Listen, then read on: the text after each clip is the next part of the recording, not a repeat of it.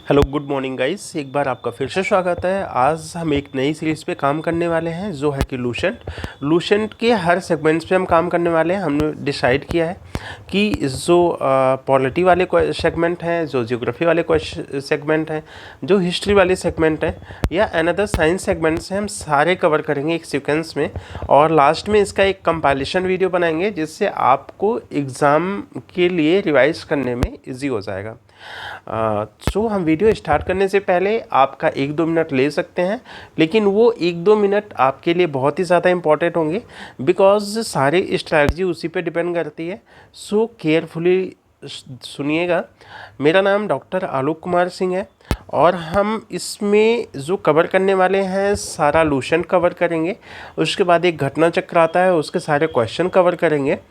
और इसमें जो हमारा कवर करने का स्ट्रैटेजी होगा, बेसिकली हम एक सेगमेंट्स कवर करेंगे। जैसे पॉलिटी का एक टॉपिक कवर किया है, फिर उससे रिलेटेड जो भी प्रीवियस ईयर में एग्ज़ाम में आए हुए क्वेश्चन है हम उसको कवर करेंगे। और फिर हम अपने आप को खुद सेल्फ जज कर पाएंगे कि एक्चुअल में जो टॉपिक हमने कवर किया है क्या उसके थ्रू हम एग्ज़ाम में आए हुए क्वेश्चन को टैकल कर पा रहे हैं या नहीं कर पा रहे हैं। सो मेरी आपसे एक रिक्वेस्ट होगी कि आप जब भी बैठें कॉपी पेन लेके बैठें, आप बुकलेट लेके बैठें। जहाँ पे भी आपको प्रॉब्लम हो आप उसको नोट डाउन करें, बार बार रिवाइज करें। ट्रस्ट कीजिए मुझ पर, आप बहुत ही अच्छा स्कोर करेंगे in compare to another competitor. Okay.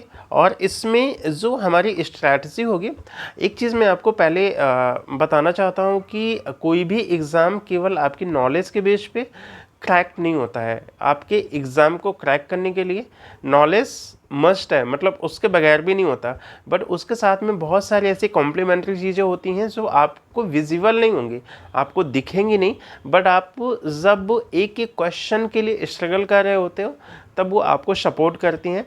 जैसे कि जब आपका एक नॉलेज बेस प्रिपेयर हो जाता है, मीन्स तैयार हो जाता है, तो आप उसके बेस पे इंटेलिजेंस के बेस पे आप गैस करते हो। तो वो इंटेलेक्चुअल गेस होता है, ना कि रेदर ऐसे कि ABC करके भगवान का नाम लिया और मार दिया। ठीक है। सो जब आपका ये कॉन्सेप्ट क्लियर रहेगा तो आप इंटेलेक्चुअल गेस भी कर लोगे। हम बहुत सारे टेक्निक्स पे भी बात करने वाले हैं कि जो क्वेश्चन हमें नहीं आ रहे हैं उनको अटेम्प्ट करने के लिए क्या स्ट्रैटेजी होती है, तो वो हम क्वेश्चन वाइज डील करते जाएंगे। फिर लास्ट में एक जगह हम उसको कंपाइल कर देंगे कि ठीक है कौन सी स्ट्रैटेजी कहाँ पे हमें लगानी है, जिसकी वजह से अगर हम टोटल क्वेश्चन में 2 क्वेश्चन की भी लीड ले रहे हैं सो वो हमारे लिए बहुत ही बेनिफिशियल होगा। सो हम ज़्यादा लेट ना करते हुए स्टार्ट करते हैं। ठीक है। सो इसमें जब लूसेंट हम देखते हैं तो जो हमारा पहला टॉपिक है, एक सेकंड में इसका कलर चेंज कर लेता हूँ। जो पहला टॉपिक है कि इंडियन कॉन्स्टिट्यूशन का डेवलपमेंट्स कैसे हुआ, तो मैं एक थोड़ा सा लेता हूँ जगह, आपको बताता हूँ, फिर उसके बाद हम चलते हैं। देखो एक चीज़ ये आपको पता होगी, ये जब ब्रिटिशर्स आते हैं इसके बीच में उन्होंने, अगर हम इसको इंडिया मान लें पूरा ना, तो इस पे रूल करने के लिए कुछ रूल्स एंड रेगुलेशन बनाए थे। तो वो जो रूल्स एंड रेगुलेशन है उसी का जो लास्ट कंपाइलेशन फॉर्म निकल के आता है 1935 का एक्ट आता है ना। ये 1935 का एक्ट जो हमारा अभी मॉडर्न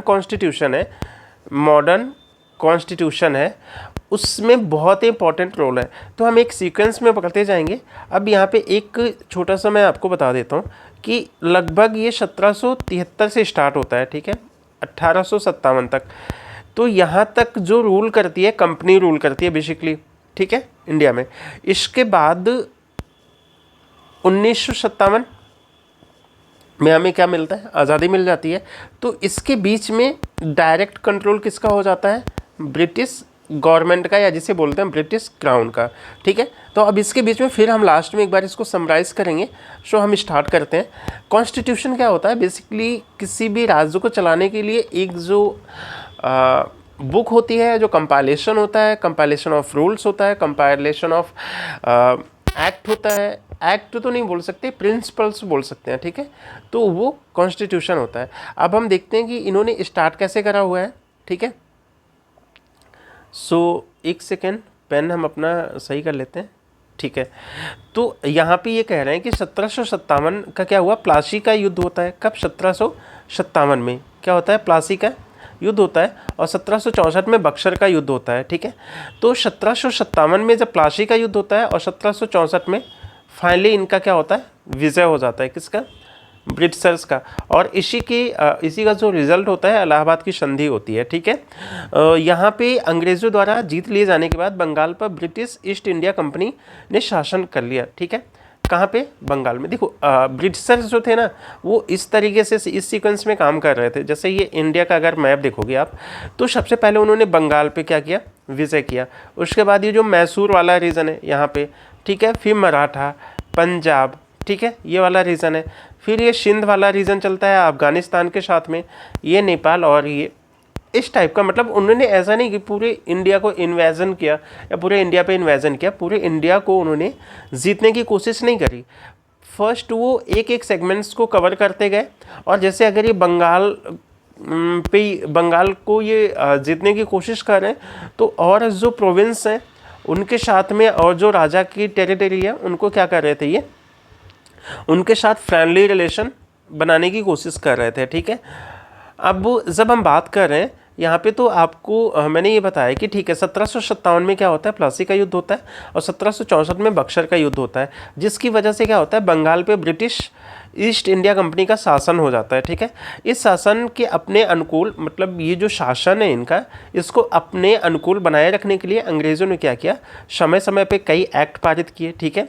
जो इंडियन कॉन्स्टिट्यूशन है, भारतीय संविधान के विकास के लिए रोड मैप था, ठीक है। तो इन्हीं का जो लास्ट में कंपाइलेशन या सक्सेसिव जो डेवलपमेंट हुआ, वही क्या बना, इंडियन कॉन्स्टिट्यूशन बना। सबसे पहले कौन सा एक्ट पारित करते हैं, तो वो है 1773 का रेगुलेटिंग एक्ट। देखो जैसे इसके नाम से भी पता चल रहा है ना, क्या है, रेगुलेटिंग एक्ट। तो इसका क्या मतलब हुआ कि ये ऐसा कुछ कानून का कंपाइलेशन बना रहे हैं जिससे रेगुलेट कर सकें, किसको, जो बंगाल वाली टेरिटरी है या जो इंडिया की और सारी टेरिटरी है, इनके कंट्रोल में जो है, या इंडिया का जो और एरिया है, ठीक है। तो वो सबसे पहले क्या प्रोविज़न करते हैं, वो करते हैं कि भारत में ईस्ट इंडिया कंपनी के कार्यों को नियमित और नियंत्रित करने की दिशा में ब्रिटिश सरकार द्वारा उठाया गया यह पहला कदम था, ठीक है। ये फर्स्ट टाइम था कि ब्रिटिश गवर्नमेंट्स स्टेप ले रही थी, ठीक है। अर्थात कंपनी के शासन पे संसदीय नियंत्रण स्थापित किया गया। मीन्स देखो पहले क्या हुआ ना कि पहले इंडिया अगर ये है तो यहाँ पे कौन आया था, कंपनी आई थी शासन करने के लिए, शासन नहीं ट्रेड करने के लिए, ठीक है। तो जब वो ट्रेड करने के लिए आई थी, तो जब लास्ट में कंपनी ने क्या किया, कंट्रोल कर लिया कहाँ पे, बंगाल पे। तो ब्रिटिश गवर्नमेंट्स ने सोचा कि हम क्यों ना इस कंपनी को कंट्रोल करें, किस, जो ब्रिटिशर्स क्या थी, ईस्ट इंडिया कंपनी थी।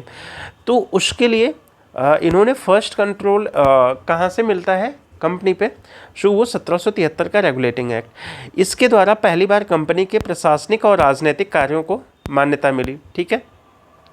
इसके द्वारा केंद्रीय प्रशासन की नींव रखी गई। अब इस एक्ट के, किसके, 1773 का रेगुलेटिंग एक्ट जो है उसकी विशेषता क्या है, तो इस अधिनियम द्वारा बंगाल के गवर्नर को बंगाल का गवर्नर जनरल पद नाम दिया गया। ये बहुत ही इंपॉर्टेंट है, ठीक है। तो पहले क्या था कि जो ये बंगाल है ना, एक सेकेंड मैं इसको सही से बनाता हूँ, ठीक है। ये बंगाल है और ये बंगाल का क्या है, पहले क्या था, पहले नाम था इनका गवर्नर, ठीक है। चेंज किस में कर दिया, गवर्नर जनरल, ठीक है। बंगाल का गवर्नर जनरल नाम दिया गया तथा मुंबई और मद्रास के गवर्नर को इसके अधीन किया गया। अब ये जो मुंबई है और ये मद्रास वाला रीजन है ना इंडिया का, तो ये किसके कंट्रोल में कर दिया गया, जो वेस्ट बंगाल मीन्स पश्चिम बंगाल का गवर्नर जनरल था, ठीक है। इस एक्ट के तहत बनने वाले प्रथम गवर्नर जनरल कौन थे, वारन हेस्टिंग्स। कौन था, वारन हेस्टिंग्स। इसकी दूसरी बात क्या है, इस एक्ट के अंतर्गत कलकत्ता प्रेसिडेंसी में एक ऐसी सरकार स्थापित की गई जिसमें गवर्नर जनरल और उसकी परिषद मीन्स काउंसिल के 4 सदस्य थे जो अपनी सत्ता के उपयोग संयुक्त रूप से करते थे, ठीक है। ये कह रहे हैं कि अगर यहाँ पे रूल करना है कहाँ पे, वेस्ट बंगाल में या कलकत्ता प्रेसिडेंसी में, तो गवर्नर जनरल होगा प्लस उसकी क्या होगी, काउंसिल होगी। क्या होगा, एक सेकेंड में इसको सही से लिख देता हूँ, गवर्नर जनरल प्लस उसकी काउंसिल होगी ना। काउंसिल में कितने मेंबर होंगे, 4 मेंबर होंगे, ठीक है। अब इसके बाद नेक्स्ट पॉइंट क्या है, नेक्स्ट पॉइंट है कि जो इस अधिनियम के अंतर्गत कलकत्ता में 1774 में एक उच्चतम न्यायालय मीन्स सुप्रीम कोर्ट की स्थापना की गई, जिसके मुख्य न्यायाधीश और 3 अन्य न्यायाधीश थे। इसके प्रथम मुख्य न्यायाधीश कौन थे? सर एलिजा इम्पे थे। ठीक है, देखो या इस जो एक्ट में है ना, बहुत इंपॉर्टेंट चीज़ें निकल के आती हैं। तो सबसे पहले तो आप ये सोचो कि सुप्रीम कोर्ट की स्थापना कलकत्ता में किस एक्ट के थ्रू की गई? 1773 एक्ट के थ्रू। और कब की गई? 1774 में। और इसके जो मुख्य न्यायाधीश हैं वो कौन थे? सर एलिजा एम्पे थे। ठीक है, और इसमें कितने न्यायाधीश थे? एक तो मुख्य न्यायाधीश था प्लस 3 अन्य न्यायाधीश थे। ठीक है, इसमें जो 3 अन्य थे उनका नाम क्या था? Chambers, Lemenster and Hyde. ठीक है, अब चौथे पॉइंट पे की बात करते हैं। इसके तहत कंपनी के कर्मचारियों को निजी व्यापार करने और भारतीय लोगों से उपहार व रिश्वत लेना प्रतिबंधित कर दिया गया था। मीन्स जो कंपनी के व्यापारी हैं वो अपना पर्सनल ट्रेड नहीं करेंगे। ठीक है, और जो इंडियन है उनसे गिफ्ट नहीं लेंगे, रिश्वत तो नहीं लेंगे। ठीक है, मीन्स बेसिकली इसका पर्पस था करप्शन को प्रोहिबिट करना, मीन्स करप्शन को एलिमिनेट करना। ठीक है, अब हम नेक्स्ट पॉइंट पे आते हैं। 5वां पॉइंट है, इस अधिनियम के द्वारा ब्रिटिश सरकार को बोर्ड ऑफ डायरेक्टर के माध्यम से कंपनी पे नियंत्रण सशक्त हो गया। बोर्ड ऑफ डायरेक्टर क्या है? जैसे कोई कंपनी है, ठीक है, तो कई कंपनी मतलब इन कंपनी में बहुत लोगों का शेयर होगा ना, तो ऐसा तो है नहीं कि सब लोग मिलके चलाएंगे। तो ये जो शेयर वाले लोग हैं ये कुछ लोगों को अपॉइंट करते हैं। ठीक है, अपॉइंट करते हैं, इलेक्ट करते हैं। तो ये सारे लोग कंपनी को क्या करते हैं? ऑपरेट करते हैं। और फिर कंपनी प्रॉफिटेबल होती है तो इनको कुछ पेमेंट मिल जाता है जो इनको मिलना होता है। इसके बाद इनमें डिस्ट्रीब्यूट हो जाता है जो इसके एक्चुअल शेयर है। तो इसे बोर्ड ऑफ डायरेक्टर्स मीन्स अगर हम कहें तो जो कंपनी को चला रहा होता है, ठीक है, वो बोर्ड ऑफ डायरेक्टर होता है। तो इस अधिनियम के द्वारा ब्रिटिश सरकार को बोर्ड ऑफ डायरेक्टर के माध्यम से कंपनी पे नियंत्रण सशक्त हो गया। इससे भारत में इसके राजस्व मतलब रेवेन्यू, नागरिक मतलब सिविलियन एंड सैन्य मामलों की जानकारी ब्रिटिश सरकार को देना आवश्यक कर दिया गया। इसके तहत क्या हुआ कि आपको राजस्व, नागरिक एवं सैन्य मामले की जानकारी ब्रिटिश गवर्नमेंट को देना क्या हुआ? मैंडेटरी हो गया। ठीक है, ये इतने सारे प्रोविज़न थे 1773 के एक्ट में। अब इसमें से कुछ जो आपको बहुत इंपॉर्टेंट है आपके एग्जाम के लिहाज से, जो चीज़ें याद रखनी है। फर्स्ट तो ठीक है, बंगाल का जो गवर्नर था वो गवर्नर जनरल हो गया, और उसका कंट्रोल किस पे हो गया? जो महाराष्ट्र वाला रीजन है और जो मद्रास ना या जो मैसूर वाला रीजन है, ठीक है, उस पर कंट्रोल, या मद्रास के गवर्नर उसके कंट्रोल में आ गए। फर्स्ट कौन थे? गवर्नर जनरल वॉरेन हेस्टिंग्स थे। ठीक है, और कलकत्ता प्रेसिडेंसी ये तो हो गया, इसकी काउंसिल होगी, 4 मेंबर उसमें होंगे। 1774 में एक सुप्रीम कोर्ट इस्टेब्लिश होता है जिसके फर्स्ट न्यायाधीश एलिजा एम्पे होते हैं, 3 अदर मेंबर होते हैं। ठीक है, इसमें जो पर्सनल ट्रेड है वो प्रोहिबिट कर दिया गया, बोर्ड ऑफ डायरेक्टर के थ्रू कंट्रोल किया गया। अब इसके बाद आते हैं कौन सा एक्ट? Act of settlement. ठीक है, 1781 का है। तो 1773 का जो रेगुलेटिंग एक्ट था उसकी कमियों को दूर करने के लिए इस एक्ट का प्रावधान किया गया। ठीक है, इस एक्ट के अनुसार कलकत्ता की सरकार को बंगाल, कौन सा? बंगाल, बिहार एवं उड़ीसा के लिए भी विधि बनाने का प्राधिकार प्रदान किया गया। किसको? जो कलकत्ता की गवर्नमेंट है उसको किस रीजन में, जैसे ये कलकत्ता वाला रीजन है ना, तो इसको जो बंगाल है, ठीक है, और बिहार है, उड़ीसा, इन पे क्या किया गया कि इनके लिए भी आप एक्ट बनाने के लिए एलिजिबल हो या आपका राइट्स है। ठीक है, ये 1781 वाले एक्ट में हुआ था। और उसके बाद क्या हुआ? 1784 का जो पिट्स इंडिया एक्ट है ये भी काफ़ी इंपॉर्टेंट हो जाता है।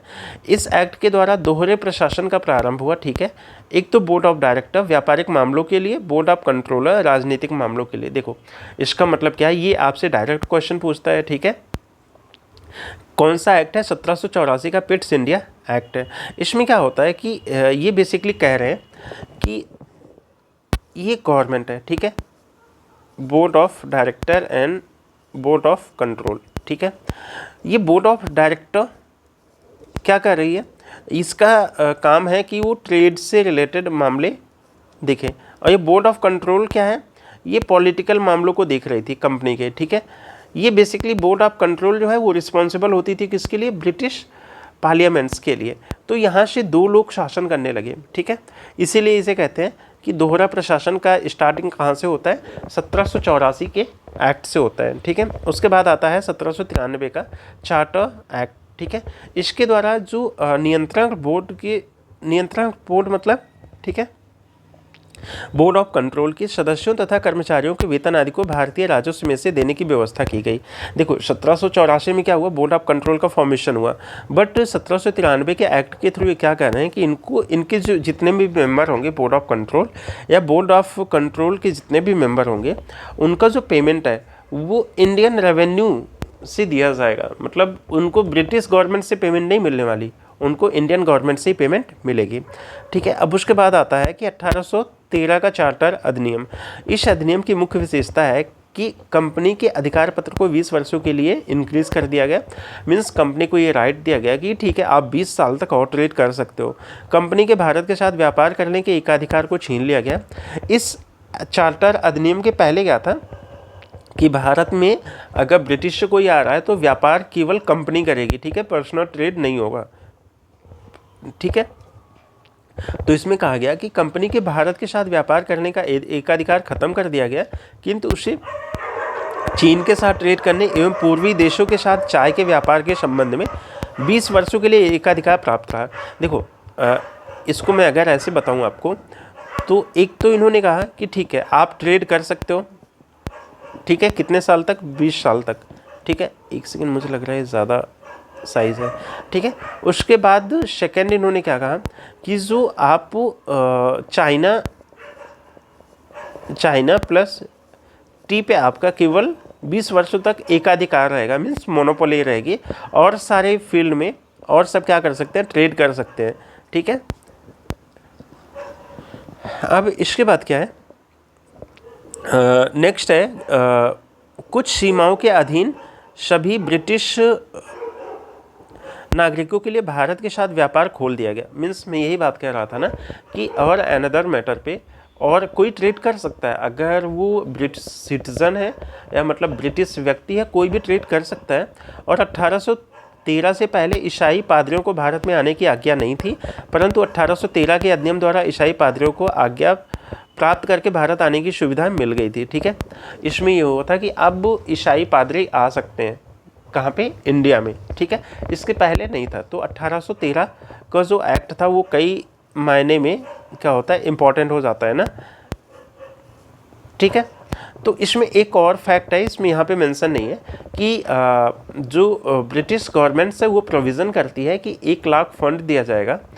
ठीक है, किसके लिए, एजुकेशन पे खर्च करने के लिए। ठीक है, अब उसके बाद हम आते हैं 1813 का जो चार्टर अधिनियम है, 1813 का तो हो चुका था। 1833 का जो चार्टर अधिनियम है, इस अधिनियम की मुख्य विशेषता क्या है, इसके द्वारा कंपनी के व्यापारिक अधिकार पूर्णतः समाप्त कर दिए गए। ठीक है, अब कंपनी का कार्य ब्रिटिश सरकार की ओर से मात्र भारत का शासन करना रह गया था। जो कंपनी है इसके द्वारा क्या हुआ कि कंपनी का जो व्यापारिक अधिकार है, ठीक है, वो कम्प्लीटली समाप्त कर दिया गया। अब जो कंपनी का काम था कि ब्रिटिश गवर्नमेंट्स की ओर से भारत पे क्या करे, शासन करे।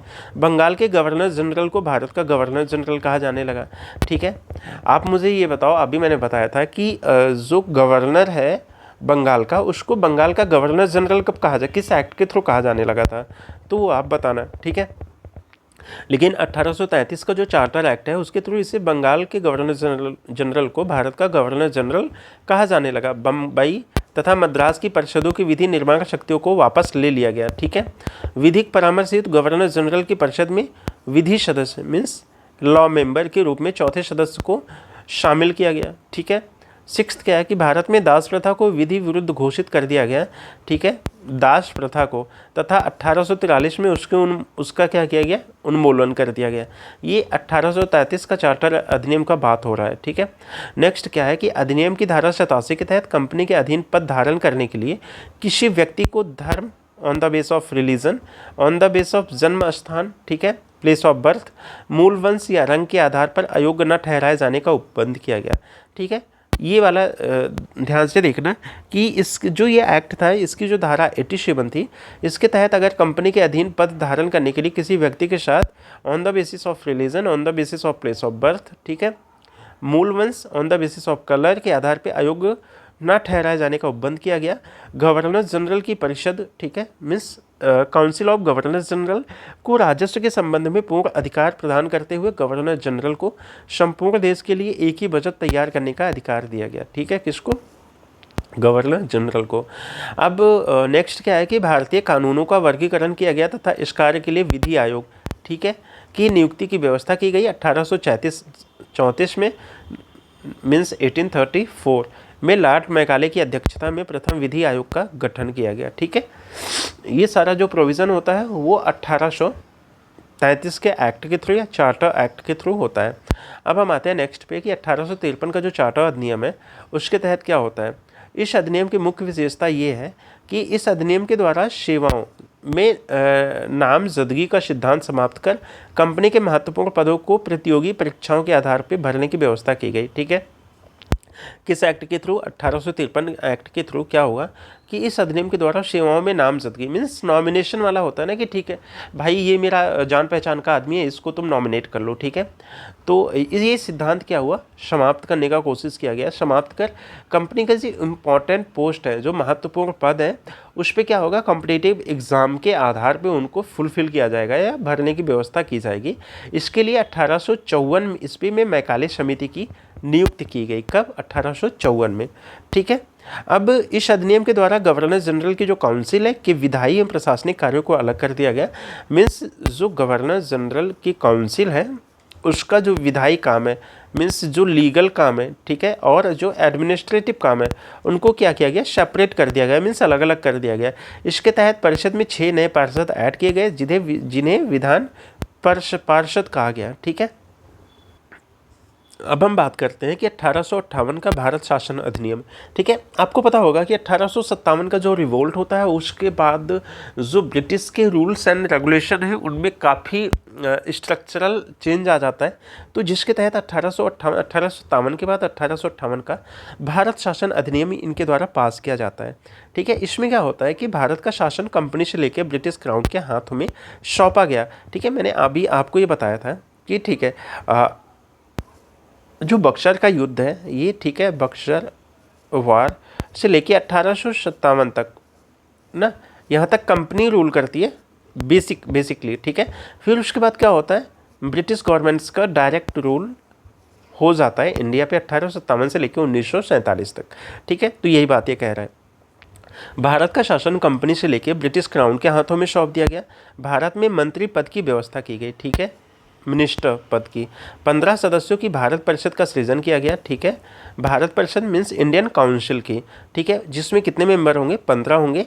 8 सदस्य ब्रिटिश गवर्नमेंट्स द्वारा, 7 सदस्य कंपनी के निदेशक मंडल मीन्स बोर्ड ऑफ डायरेक्टर द्वारा होंगे। ठीक है, उसके बाद क्या होता है कि भारतीय मामलों पे ब्रिटिश संसद का सीधा कंट्रोल हो गया। किस पे, जो भारतीय इश्यूज़ हैं उस पर किसका कंट्रोल हो गया, ब्रिटिश पार्लियामेंट्स का। अभी क्या हुआ कि अब जो पहले कंपनी का कंट्रोल था वो अब नहीं रहा। ठीक है, और इसके बाद है मुगल सम्राट के पद को समाप्त कर दिया गया। किस एक्ट के थ्रू, 1858 का भारत शासन अधिनियम। ठीक है, इस अधिनियम के द्वारा बोर्ड ऑफ डायरेक्टर तथा बोर्ड ऑफ कंट्रोल को समाप्त कर दिया गया। देखो बहुत इंपॉर्टेंट बात है कि ये जो बोर्ड ऑफ कंट्रोल था एंड बोर्ड ऑफ डायरेक्टर, ये दोनों पद क्या हुए, ख़त्म कर दिए गए। ठीक है, आप मुझे एक क्वेश्चन बताना, अगर आपने ध्यान से सुना होगा तो शायद आप आंसर देने में कैपेबल हो गए। ठीक है, जो बोर्ड्स ऑफ कंट्रोल है, board of director, board of control ना किस एक्ट के थ्रू बना था। ठीक है, अभी मैंने जस्ट कुछ मिनट पहले बताया था, तो कमेंट सेक्शन में बताना अगर आपको याद है तो। ठीक है, नेक्स्ट क्या है कि मुगल सम्राट के पद को समाप्त कर दिया गया। ठीक है, इस अधिनियम के द्वारा board of director, board of control को समाप्त कर दिया गया। ठीक है, भारत में शासन संचालन के लिए ब्रिटिश मंत्रिमंडल में एक सदस्य के रूप में secretary of state for India की नियुक्ति की गई। मीन्स भारत के राज्य सचिव की नियुक्ति की गई। ठीक है, ब्रिटिश मंत्रिमंडल जो ब्रिटिश मिनिस्टर ऑफ काउंसिल थे में एक सदस्य के रूप में किसकी नियुक्ति की गई, भारत के राज सचिव की। वह अपने कार्यों के लिए ब्रिटिश संसद के प्रति उत्तरदायी था। ठीक है, भारत के प्रशासन पे इसका संपूर्ण नियंत्रण था। उसी का वाक्य अंतिम होता था, चाहे वह नीति के विषय में हो या अन्य ब्यौरे के विषय में हो। ठीक है, भारत के गवर्नर जनरल का नाम बदलकर वायसराय कर दिया गया। अतः इस समय के गवर्नर जनरल कौन थे, लॉर्ड कैनिंग अंतिम गवर्नर जनरल एवं प्रथम वायसराय थे। देखो यहाँ पे कुछ चीज़ें क्लैरिफाई होना ज़रूरी है। जिस टाइम पे 1857 का विद्रोह होता है उस टाइम पे कौन था, लॉर्ड कैनिंग थे। ठीक है, क्या थे, गवर्नर जनरल थे, कहाँ के, इंडिया के। बट क्या होता है कि 1858 का एक्ट आता है, और जब 1858 का एक्ट आता है, देखो एक सेकेंड इसको आप देखिए लो, ठीक है, ये 1857 होता है, ये 1858 होता है, ठीक है। तो इस समय कौन होता है, लॉर्ड कैनिंग होते हैं, ठीक है, गवर्नर जनरल ऑफ इंडिया होते हैं। बट जब ये 1858 का एक्ट आता है तो गवर्नर जनरल ऑफ इंडिया की जगह पे क्या बोला जाता है, वायसराय बोला जाता है, ठीक है। तो ये बात समझ आई आपको। अभी क्या हुआ कि इंडिया का पूरा कंट्रोल किसके हाथ में चला गया, secretary of state of India के, जो किसके लिए रिस्पॉन्सिबल है, ब्रिटिश गवर्नमेंट की, एक सेकेंड, जो ब्रिटिश गवर्नमेंट की पार्लियामेंट है उसके लिए कौन रिस्पॉन्सिबल है, secretary of state of India, ठीक है, ये रिस्पॉन्सिबल है। अब देखो ये एक्ट्स बहुत इंपॉर्टेंट हो जाता है इसमें, क्योंकि बहुत सारे प्रोविज़न हुए हैं, ठीक है। तो इसको ध्यान से सुन लेना, अगर नहीं याद आएगा तो फिर एक बार फिर से रिकॉल कर। अब हम आ गए हैं 1861 का भारत परिषद अधिनियम, इंडियन काउंसिल एक्ट। इस अधिनियम की बहुत सारी विशेषताएं, ऑब्वियस सी बात है। तो जो गवर्नर जनरल की कार्यकारिणी परिषद का विस्तार किया गया, ठीक है, जो एग्जीक्यूटिव काउंसिल है उसको क्या किया गया, एक्सटेंड किया गया, मीन्स विस्तार किया गया। जो विभागीय प्रणाली का प्रारंभ हुआ, इसको स्टार्ट किसने किया था, लॉर्ड कैनिंग द्वारा, ठीक है। इसके बाद होता है गवर्नर जनरल को पहली बार ऑर्डिनेंस जारी करने की शक्ति प्रदान की गई, किसको, गवर्नर जनरल को क्या पास करने की, ऑर्डिनेंस मीन्स अध्यादेश पास करने की शक्ति प्रदान की गई। ऐसे जो ऑर्डिनेंस या अध्यादेश की अवधि कितने टाइम तक होती थी, 6 मंथ तक, ठीक है। गवर्नर जनरल को बंगाल, उत्तर पश्चिमी सीमा प्रांत, पंजाब में विधान परिषद स्थापित करने की शक्ति प्रदान की गई, किसको, गवर्नर जनरल को। कहाँ पे, बंगाल में, अगर हम ऐसे मैप बना के चेक करें तो बंगाल में, ठीक है, उत्तर पश्चिमी सीमा प्रांत ये वाला जो रीजन है, ठीक है, और पंजाब में विधान परिषद, ठीक है, स्थापित करने की शक्ति प्रदान की गई। नेक्स्ट क्या है इसके बाद, इसके द्वारा कानून बनाने की प्रक्रिया में भारतीय प्रतिनिधित्व को शामिल करने की शुरुआत हुई, ठीक है। जो एक्ट बनाते हैं या कानून बनाने की प्रक्रिया में क्या हुआ कि इंडियन रिप्रेजेंटेटिव को शामिल करने की शुरुआत की गई। वायसराय कुछ भारतीयों को विस्तारित परिषद में गैर सरकारी सदस्यों के रूप में नॉमिनेट कर सकता था, ठीक है। 1862 में लॉर्ड कैनिंग ने 3 भारतीयों, जिसमें बनारस के राजा, पटियाला के महाराजा और सर दिनकर राव को विधान परिषद में मनोनीत किया था। किसने, लॉर्ड कैनिंग ने। कब, 1862 में।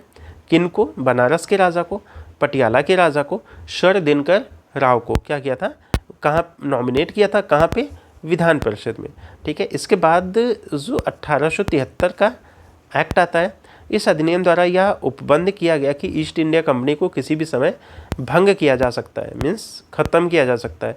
1 जनवरी 1884 को ईस्ट इंडिया कंपनी को औपचारिक रूप से भंग कर दिया गया, ठीक है। वहीं 1885 में क्या हो जाता है, कांग्रेस का फॉर्मेशन हो जाता है, ठीक है। तो उसके लगभग 1 साल पहले ना क्या होता है, ईस्ट इंडिया कंपनी क्या होती है, ऑफिशियली ख़त्म कर दी जाती है। उसके बाद एक 1876 का है शाही उपाधि अधिनियम। कब का, 1876 का।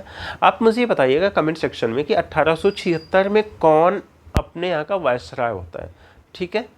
अगर कहो तो मैं ऑप्शन दे देता हूँ, ठीक है। अच्छा चलो ऑप्शन दे देता हूँ। ऑप्शन नंबर 1 है कि डफरिन होते हैं, ठीक है, कैनिंग होते हैं, ठीक है, और लिटन होते हैं या रिपन होते हैं, और 5th ऑप्शन है नन ऑफ द एबव, इनमें से कोई नहीं, ठीक है। आप कमेंट सेक्शन में सही जवाब दीजिएगा। देखो एक्चुअल में मेरा क्वेश्चन पूछने का लॉजिक ये होता है कि जब हम आपसे क्वेश्चन पूछते हैं रैंडम, एग्जाम में क्या होता है, आपके पास क्वेश्चन रैंडम आते हैं तो आपका दिमाग का प्रोसेसिंग करने का, क्योंकि आप जब नॉर्मल ऐसे डिस्कस करते हैं तो एक सीक्वेंस वाइज में करते हैं ना, तो सीक्वेंस वाइज तो एग्जाम में आता नहीं है, तो आपके माइंड का जो प्रोसेसिंग कैपेसिटी है वो फास्ट होना चाहिए। सो ये ऐसे ही होगा, यहाँ पे ये मैटर नहीं करता कि वो चीज़ें आपको आ रही हैं या नहीं आ रही हैं।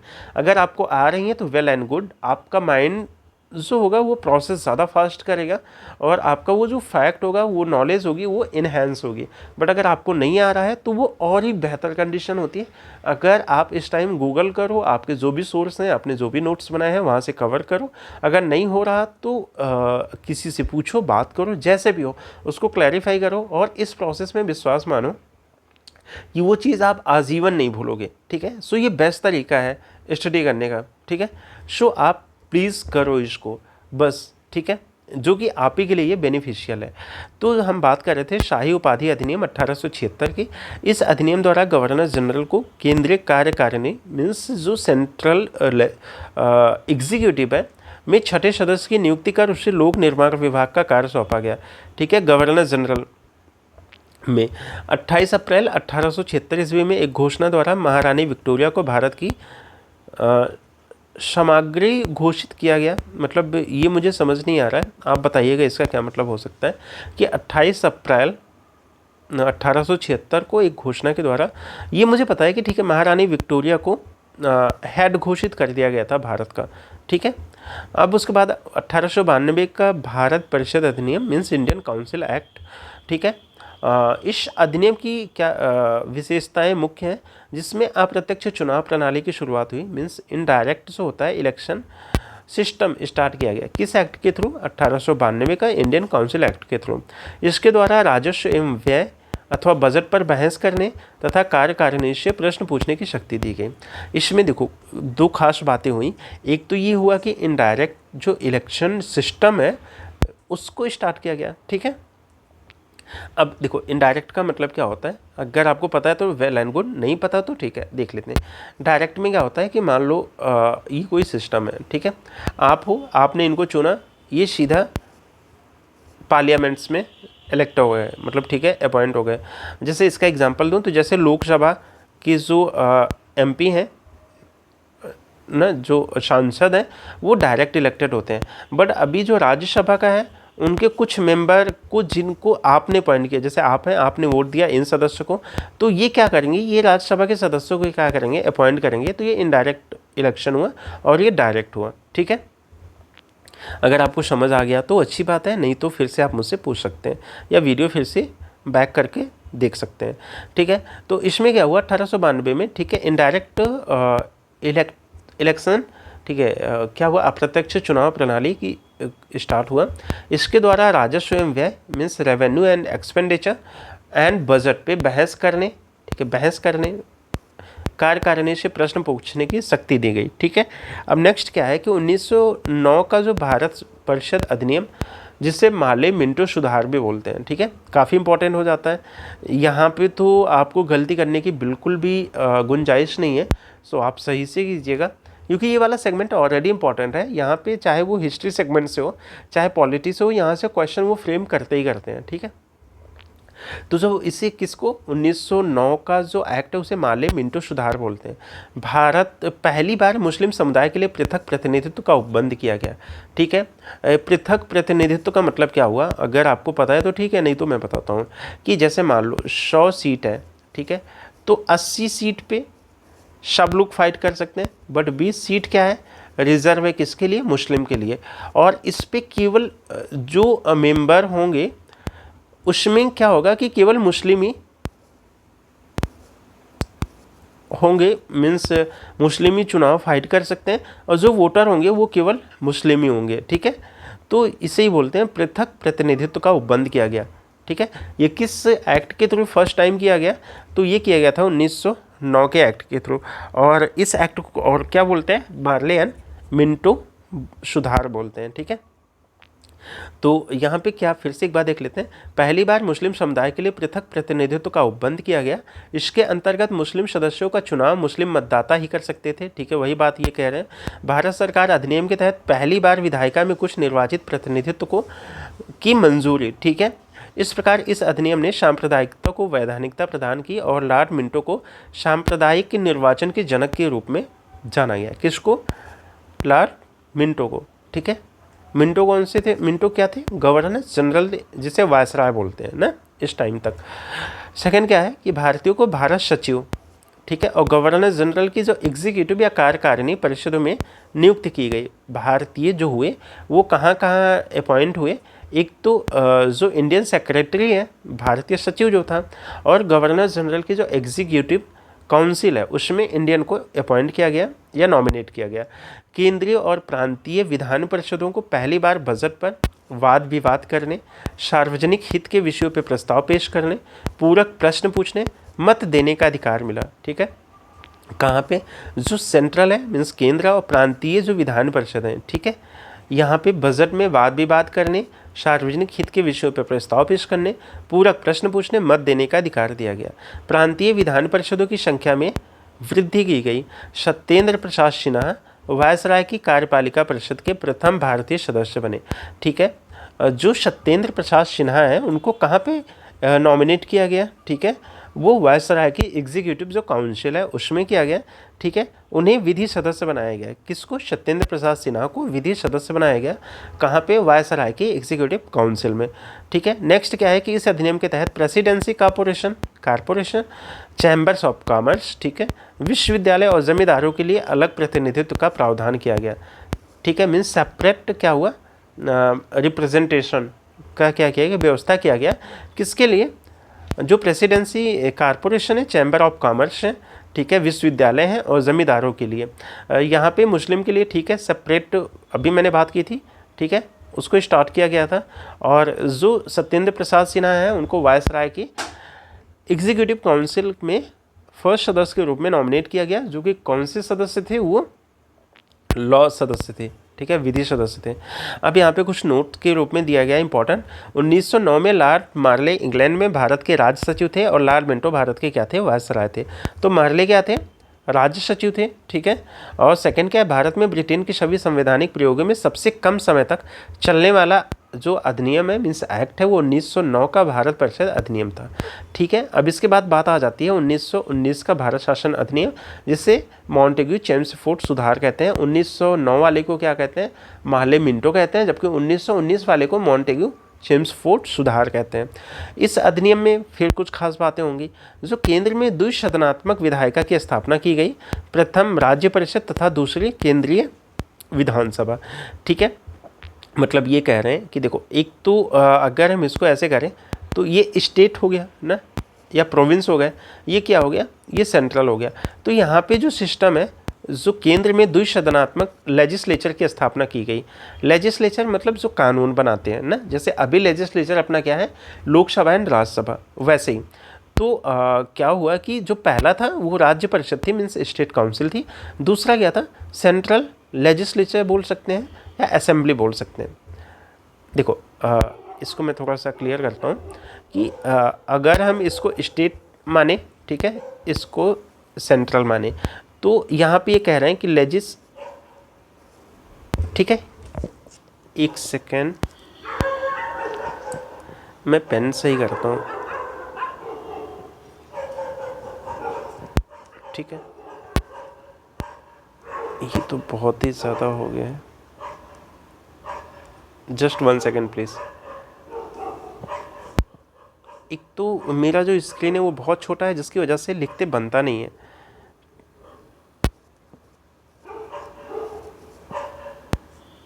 ये कलर मुझे लग रहा है, ठीक है, ये लेजिस्लेचर है। लेजिस्लेचर में 2 पार्ट कर दिया गया। ठीक है, जो स्टेट काउंसिल है, ठीक है, और सेंट्रल असेंबली है। तो ये दोनों क्या है, ये लेजिस्लेचर है, मतलब ये कानून बनाती हैं। इतनी सिंपल सी बात है। और अभी तो पैसे नहीं है, पैसे होंगे तो मैं अच्छा एक कुछ तो खरीदूंगा जिससे लिखने में इजी हो और समझाने में ज़्यादा इजी हो। अभी थोड़ा सा स्ट्रगल करना पड़ता है। ठीक है, तो केंद्र में द्विसदनात्मक विधायिका की स्थापना की गई, प्रथम राज्य परिषद तथा दूसरी केंद्रीय विधानसभा। राज्य परिषद के सदस्यों की संख्या 60 थी। किसकी, स्टेट काउंसिल के जो मेंबर हैं उनके जो नंबर्स हैं वो 60 थे, जिसमें 34 क्या होते थे, निर्वाचित मीन्स इलेक्टेड होते थे।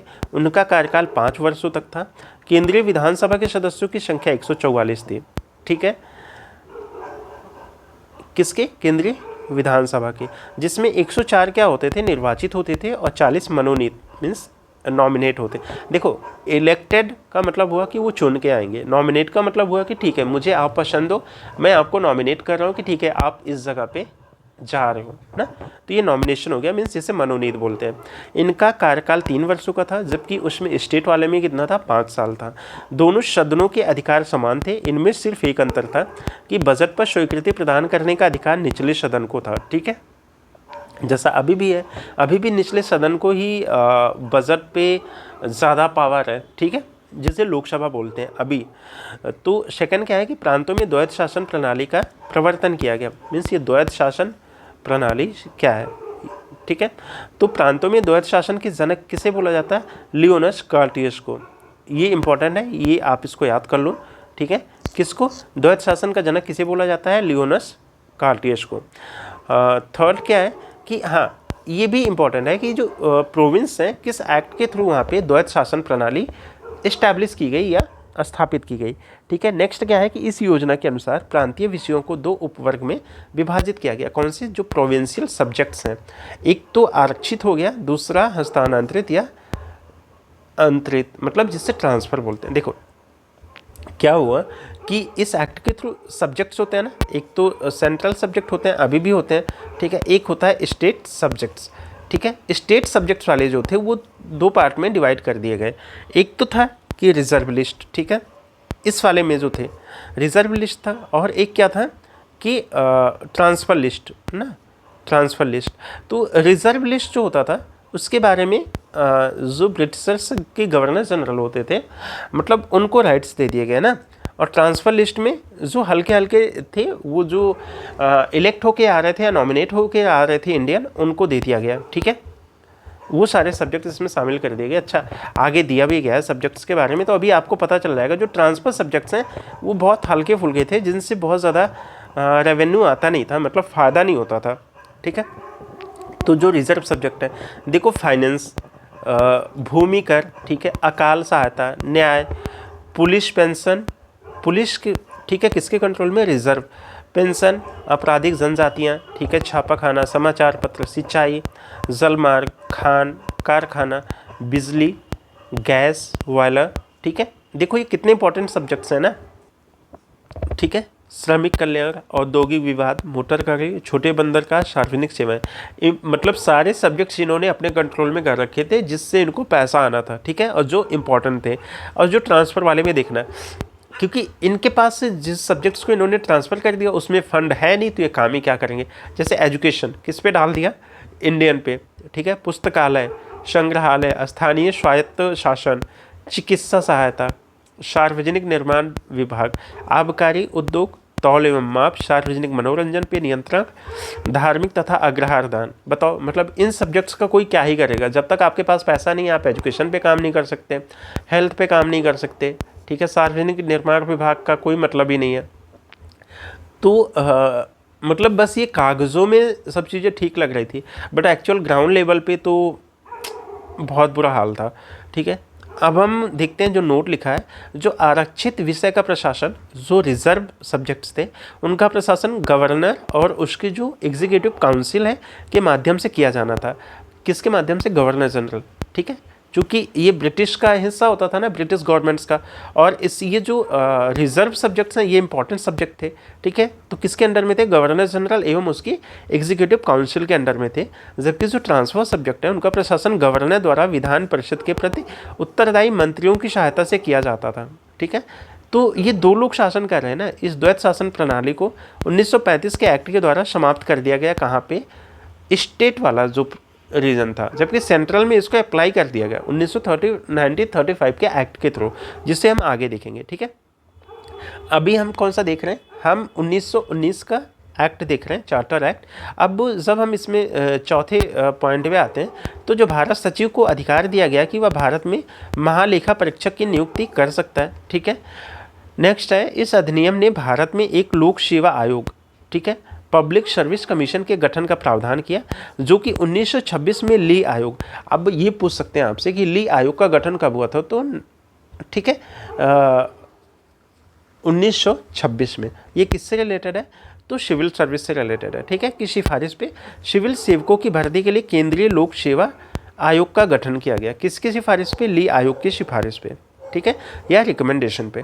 नेक्स्ट क्या है कि इस अधिनियम के अनुसार वायसराय की जो एग्जीक्यूटिव काउंसिल मीन्स कार्यकारी परिषद में 6 सदस्यों में से कमांडर इन चीफ को छोड़कर 3 सदस्यों का भारतीय होना आवश्यक था, ठीक है। कहाँ पे, जो वायसराय की एग्जीक्यूटिव काउंसिल है उसमें 6 सदस्य थे, ठीक है, जिसमें कमांडर इन चीफ वो ब्रिटिशर से होगा। उसके अलावा 3 सदस्यों को जो थे उसमें से इंडियन होना मैंडेटरी था। इसने सांप्रदायिक आधार पर सिखों, किसको, सिख को, भारतीय ईसाइयों को, एंग्लो इंडियन जिसे एंग्ल भारतीय बोलते हैं, यूरोपीय के लिए भी पृथक निर्वाचन के सिद्धांत को एक्सटेंड कर दिया, मतलब विस्तारित कर दिया। ठीक है, ये वही वाला जो मुस्लिम वाला 1919 एक्ट में किया था, अभी इसका एक्सटेंशन किस किस को दे दिया या इसका विस्तार किस पे कर दिया, सिखों को लेके, भारतीय ईसाइयों को, एंग्ल इंडियन को, यूरोपीय को लेके कर दिया। ठीक है, इसमें पहली बार केंद्रीय बजट को राज्य के बजट से सेपरेट कर दिया गया। ठीक है, इसके पहले क्या होता था कि एक ही बजट होता था, बस दिस टाइम इन्होंने क्या करा कि जो सेंट्रल गवर्नमेंट्स का बजट है और जो स्टेट गवर्नमेंट्स का बजट है या प्रोविंस का जो बजट है, ठीक है, उसको सेपरेट कर दिया। इसके अंतर्गत एक वैधानिक आयोग का गठन किया गया जिसका कार्य 10 वर्ष बाद जांच करने की बाद अपनी रिपोर्ट प्रस्तुत करना था। ठीक है, वही जो 1927 में या 28 में साइमन कमीशन आता है ना, ये उसी की बात कर रहा है। ठीक है, इस अधिनियम में केंद्रीय विधानसभा में वायसराय का अध्यादेश जारी करने की शक्ति को निम्न रूप में बनाए रखा गया था। ठीक है, जो केंद्रीय विधानसभा में जो वायसराय होते थे उनका ऑर्डिनेंस पास करने की जो पावर थी, उससे रिलेटेड कुछ बात कर रहे हैं कि कुछ विषयों से संबंधित विधेयकों को विचारार्थ प्रस्तुत करने के लिए उसकी पूर्व अनुमति आवश्यक थी। ठीक है, जैसे अभी प्रेसिडेंट के लिए बहुत सारे बिल हैं जिन पे प्री परमिशन रिक्वायर है। जैसे अगर आप मनी बिल पेश करते हो उसके लिए, ठीक है, प्री परमिशन रिक्वायर है। ठीक है, ऐसे ही मतलब कुछ सब्जेक्ट्स हैं जिस पे आपको राष्ट्रपति के परमिशन की ज़रूरत है, वही प्रोविज़न का अभी एक्सटेंशन हमने कर दिया है। तो यहाँ पे ऐसी कुछ बात थी। नेक्स्ट क्या बात कर रहा है कि उसे भारतीय विधानसभा द्वारा पारित किसी भी विधेयक को वीटो करने या सम्राट के विचार के लिए रिजर्व करने की शक्ति थी। किसको किसको ये बताओ। ठीक है, जो वायसराय को। ठीक है, नेक्स्ट क्या था कि उसे यह शक्ति थी कि विधानमंडल द्वारा नामंजूर किए गए या पारित ना किए गए किसी विधेयक का अनुदान को प्रमाणित कर दे, तो ऐसे प्रमाणित विधेयक विधानमंडल द्वारा पारित विधेयक के समान हो जाते हैं। मीन्स मोटा मोटा अगर हम ये कहें तो वायसराय को पूरी फुल पावर थी। ठीक है, मतलब ये इन्होंने केवल गोल गोल घुमा के पन्ना भरा हुआ था, बस इतनी सी बात थी। वह आपात स्थिति में अध्यादेश बना सकता था जिसका अस्थायी अवधि के लिए विधिक प्रभाव होता था, मतलब ये ऑर्डिनेंस भी बना सकता था। ठीक है, अब ये नोट में इन्होंने क्या दिया है कि मॉन्टेग्यू चेम्सफोर्ड सुधार भारत शासन अधिनियम 1919 द्वारा भारत में पहली बार महिलाओं को वोट देने का अधिकार मिला। किस एक्ट के थ्रू? 1919 का एक्ट, जिसे क्या बोलते हैं? मॉन्टेग्यू चेम्सफोर्ड बोलते हैं। ठीक है, जिसे भारत शासन अधिनियम 1919 बोलते हैं। इस समय इंग्लैंड का प्रधानमंत्री कौन था? Lloyd George. कौन था? Lloyd George. और भारत में पहली बार जो वुमेन्स हैं, मीन्स महिलाओं को वोट देने का राइट किस एक्ट के थ्रू मिला? 1919 के। अब इसके बाद बात आती है कि जो 1935 का भारत शासन अधिनियम है, ये तो बहुत ही ज़्यादा इम्पोर्टेंट हो जाता है ना।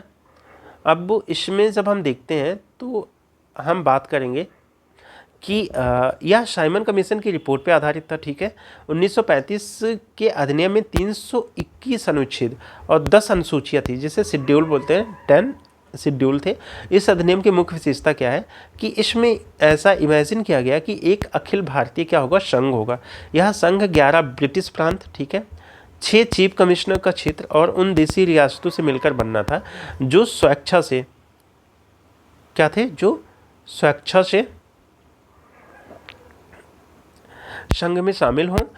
प्रांतों के लिए संघ में सम्मिलित होना, जो प्रोविंस थे उनके लिए संघ में सम्मिलित होना क्या था?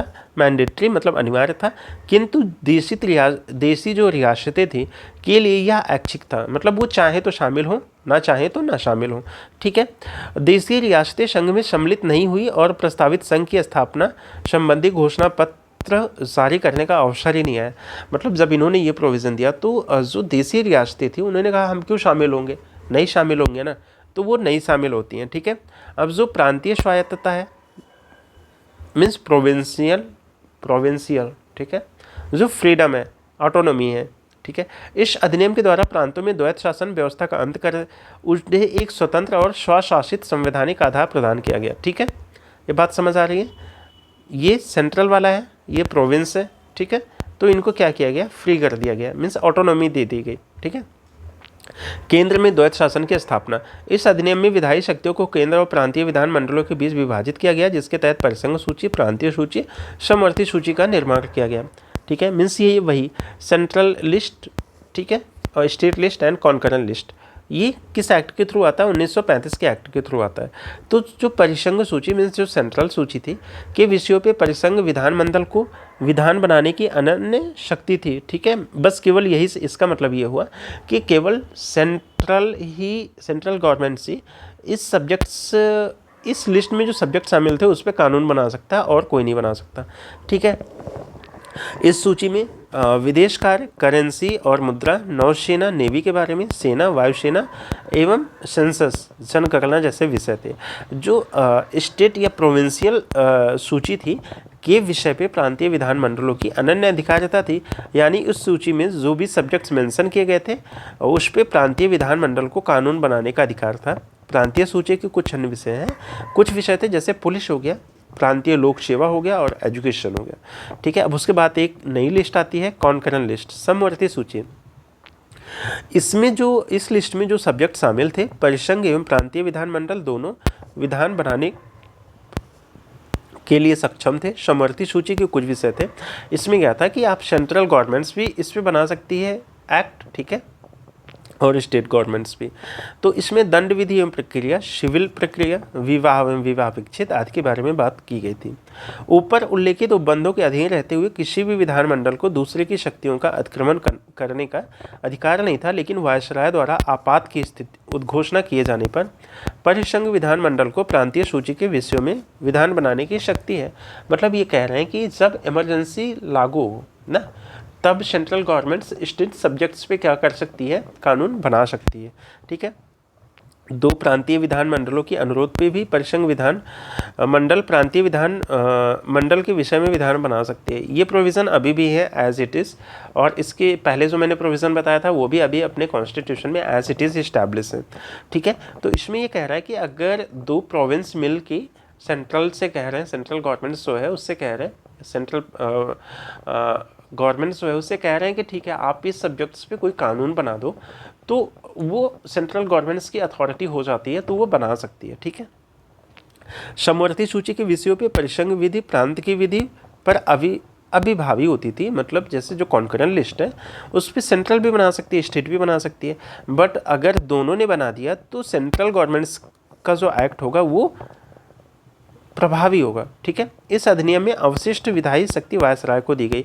मतलब रेसिडेरी जिसे बोलते हैं ना, मतलब अगर कोई भी चीज़ इन तीनों जैसे सेंट्रल लिस्ट है, स्टेट लिस्ट है एंड कॉन्करेंट लिस्ट है, अगर इन तीनों में कोई सब्जेक्ट ऐसा है जो मेंशन नहीं है, जैसे अगर एग्जांपल के थ्रू बात करूं तो अगर आज हम बात करें कि ठीक है नैनो टेक्नोलॉजी, ठीक है, ये एक सब्जेक्ट हो गया, तो अगर ये मेंशन नहीं है हमारे लिस्ट में तो इसे किस लिस्ट में रखा जाएगा? अवशिष्ट लिस्ट में रखा जाएगा। ठीक है, और इस पे अथॉरिटी किसको होगी?